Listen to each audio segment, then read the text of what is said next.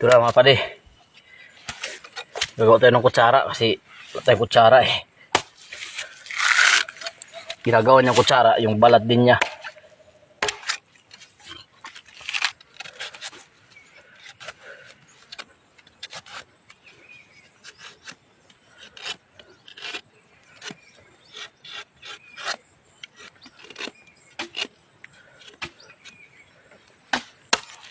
Kutsara natin.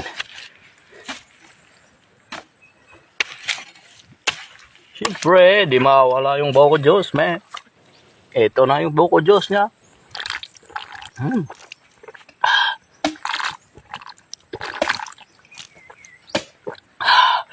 Manamis-namis. Na medyo maanghang ng konti. Para bang yung soda ba? Tapos bibiyakin na natin.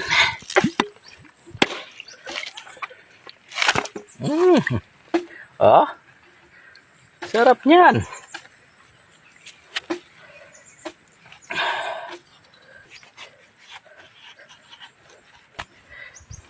At ito na. Tatawag na buko.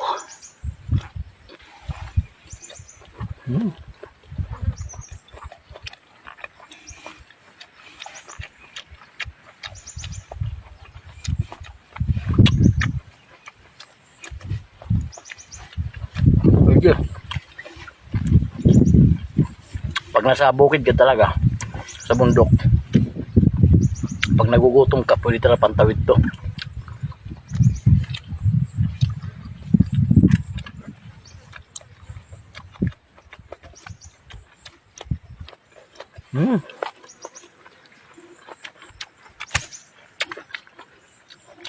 Sarap lang yung buko, yung bagong kuha lang. Sa Maynila yata. Halos 30 years ako dun. 30 lang din ka piraso na buko yung nakain ko. Bawat taon isa lang. Kasi bukod sa mahal, mahal talaga.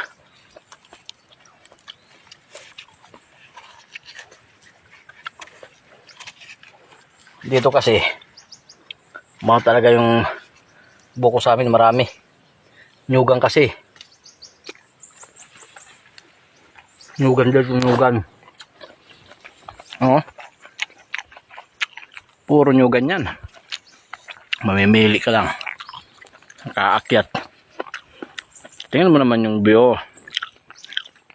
Napaka peaceful dito mga pade. Wala nang hanapin pang iba.